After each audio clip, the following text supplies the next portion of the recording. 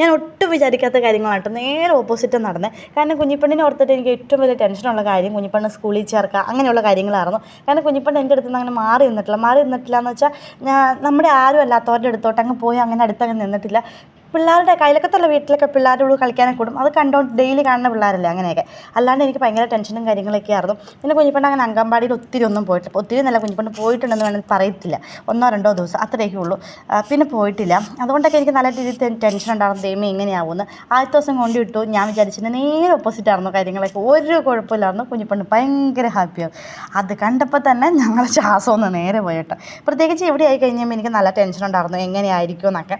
പിന്നെ രണ്ടാമത്തെ ദിവസമാണ് ഞാനും കുഞ്ഞുസും രാവിലെ കുളിച്ച് റെഡിയായി. കുഞ്ഞിപ്പെണ്ണിന് ഫുഡൊക്കെ കൊടുത്തിട്ട് ഞങ്ങൾ നടന്നാണ് പോണത്. ഇവിടുന്ന് കുറച്ച് ദൂരമുള്ളൂ. സത്യം പറഞ്ഞാൽ 12 മിനിറ്റ് നടക്കാനുള്ള ദൂരമേ ഉള്ളൂ. പക്ഷേ ഞങ്ങൾ അരമണിക്കൂറും കൂടി ലാലാപ്പാടി നടക്കണം. രാവിലെ വെയിലൊക്കെ കുറവായത് കാരണം വലിയ കുഴപ്പമൊന്നുമില്ല. കണ്ടോ ആൾ തന്നെ ക്ലാസ്സിലോട്ട് കയറി പോയിട്ടുണ്ട്. പിന്നെ ഞാൻ തിരിച്ചിങ്ങ് പോന്നു. സത്യം പറഞ്ഞ് ഇവിടെ വന്നപ്പോൾ ഞാൻ ആദ്യമായിട്ടാണ് തന്നെ പുറത്തിറങ്ങണേ. അപ്പോൾ ഞാൻ പൊന്നിസിനെ ഞങ്ങൾ ഇന്നലെ തിരിച്ച് ഞാൻ വന്നു. കുഞ്ഞിപ്പെണ്ണെ കൊണ്ടുവിട്ട് തിരിച്ച് വന്നപ്പോൾ ഞാൻ ഒറ്റയ്ക്ക് വന്നത്. അവർ വിളിക്കാൻ പോയി.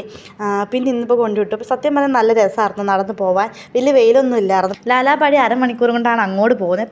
പിന്നെ തിരിച്ച് വരുമ്പോൾ ഞാൻ പെട്ടെന്ന് ഇങ്ങ് പോരും. തന്നെയല്ലേ ഉള്ളൂ. പെട്ടെന്ന് ഇങ്ങ് ഒരു 10 മിനിറ്റ് കൊണ്ട് എത്തും കേട്ടോ.